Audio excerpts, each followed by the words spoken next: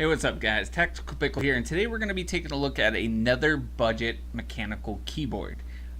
So in my last budget mechanical keyboard review, I took a look at the Dollar Army M105 mechanical keyboard with blue switches.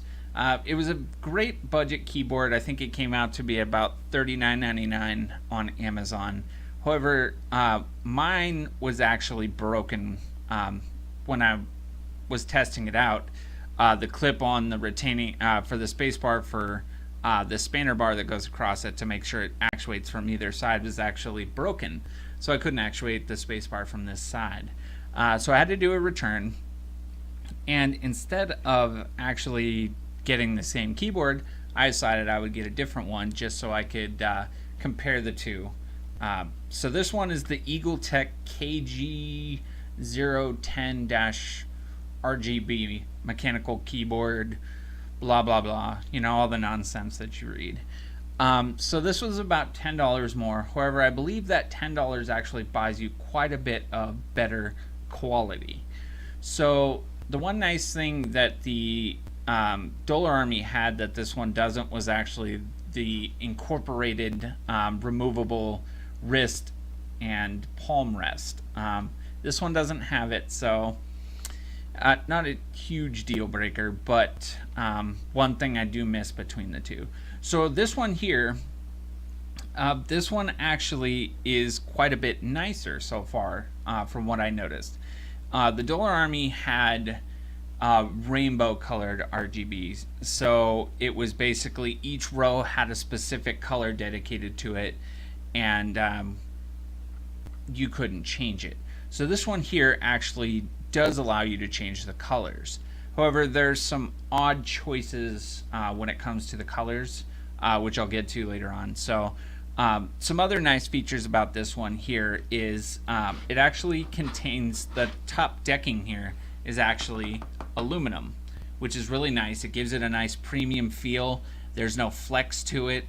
It's a really sturdy keyboard, and on top of that, it uses one of, from what I've been reading, one of the best Cherry MX switches clones.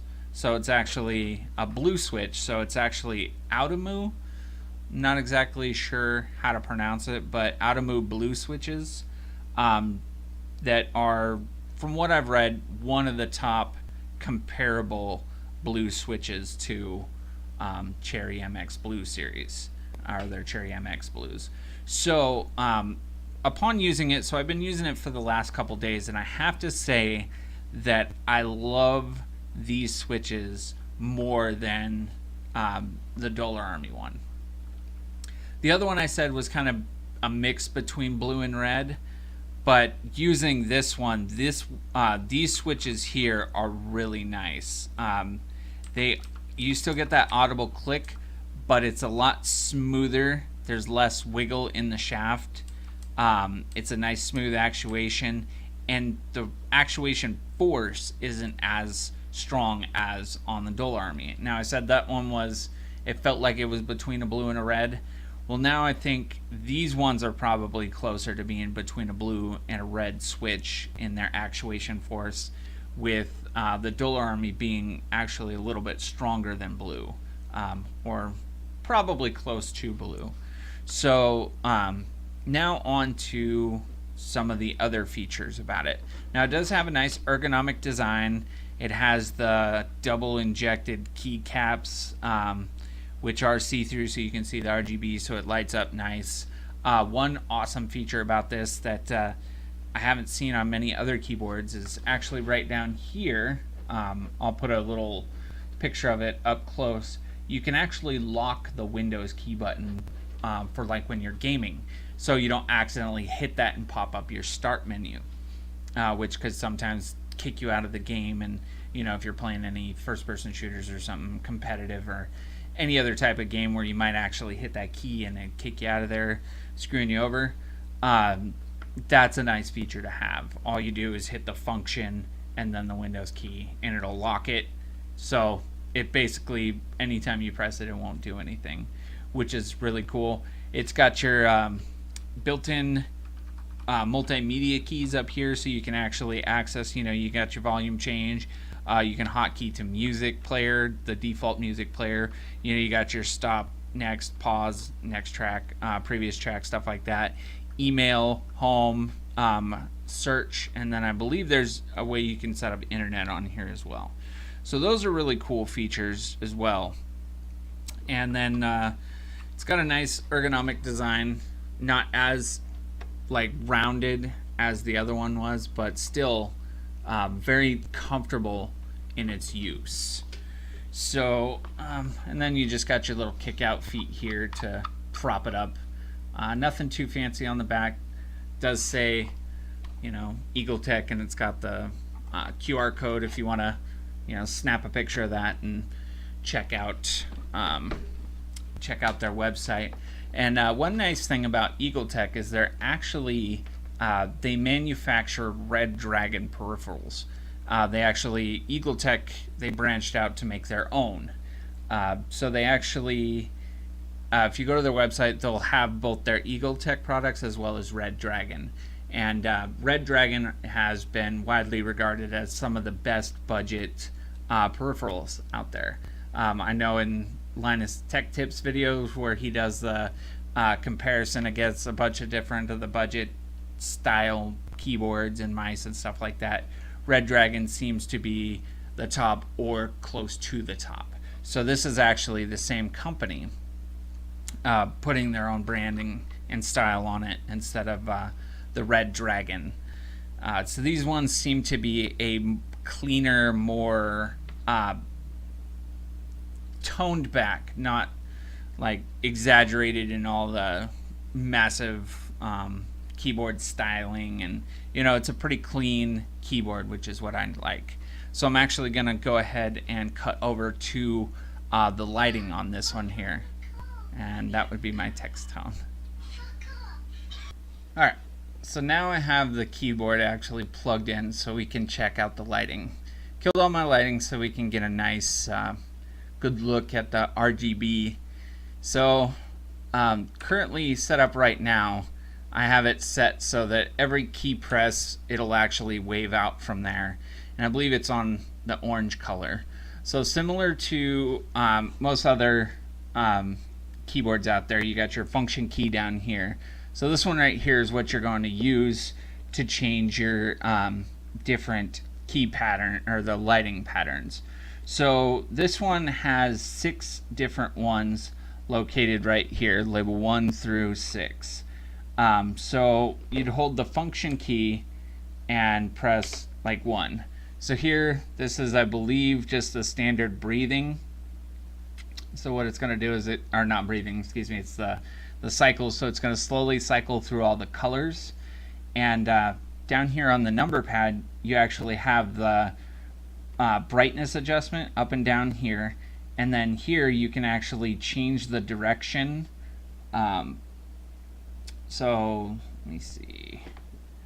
Yes, so right here you can actually change the direction that, like say if it moves a certain direction, you can actually change the direction with this key here. And then I believe this one here, you can actually change the color of the RGB depending on what mode you're in. So this one is just going to cycle through. And then I believe these keys right here, you got F up, F down. Here you can actually cycle the speed. So I went ahead and let's see, boosted up the speed so it'll go a little bit quicker. Yeah, so it should start cycling a little bit quicker. So we'll do function 2. So function 2 is, okay, so here you go. As you can see, this is the one that it pulses out wherever you press the button from, but it's going really fast. So let's go ahead and function. All right, go all the way down. So now you can see the difference in the speed. So it's got a couple different levels depending on that. So function, this one here. Okay, that one's, so this one here actually changes the colors. As you can see, there's blue, dark blue, purple, pink. Now that's multicolor. Now this one here, I would expect it to be more vibrant colors, but it's actually kind of like a pastel version of each of the colors, which is kind of disappointing. I don't really like it too much. It's kind of washed out in my opinion. And then function, so we got red, orange, yellow, green, blue. So light blue, dark blue. So that was number 2. So here's number 3. So here we go. We just have waves going through the keys function. You can cycle the colors. And now if I press this key over here, maybe not. I thought this changed the direction of it, but apparently it's making me a liar. So either way, so that changes that. Got your colors. So see again, weird washed out multicolor pastel looking stuff. So red. Now that was 3. Let's go to 4. So this one here is kind of a weird breathing style one. So it doesn't breathe all the way to dark, but let's speed it up so you get a better look. So as you can see, it breathes across, kind of like a wave style pattern. And change the color just on that, which is nice. I like that option to change all the colors. Now see here, you have a more vibrant color. Now I wish this was what all those other multicolor styles were. So let's go ahead and slow it down just to get a better look. So as you can see, this is a more vibrant fade between each one of the colors and a more vibrant color versus the other ones, which are just kind of a washed out pastel. Kind of disappointing, but so here you go. This is odd one, I guess. I mean, there's nothing fancy about it. It's just all lit up like the different colors. I do believe they cycle separately. So each key that's lit up will slowly cycle to a different one, which I don't like it. I mean, somebody might like it, but hey, it's on there, you know, if you're into that. And then can't really change the colors here. You can do the brightness if you want different colors. And yeah, that one still doesn't do anything. So, and then last but not least, we have the wave that's just going to go back and forth across the keyboard here.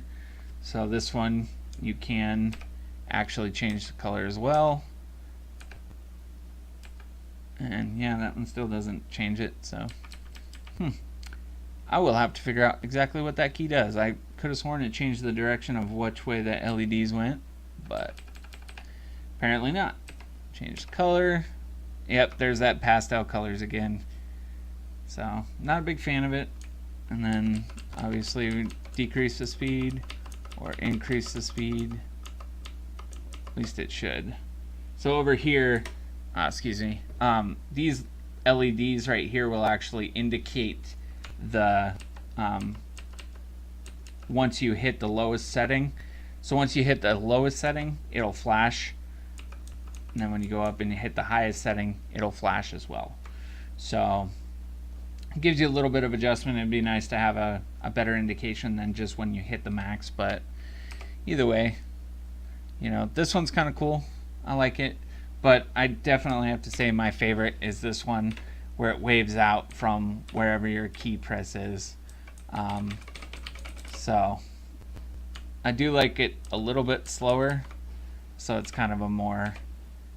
There you go. And I was actually using it on the blue. I like the blue color. But as you can see, it's a very bright color, RGBs, which is nice. And you can adjust the brightness up and down if it's too bright for you. So there we are, guys. That's the Eagletec KG010-rgb keyboard. I definitely have to say this is an excellent keyboard for the price.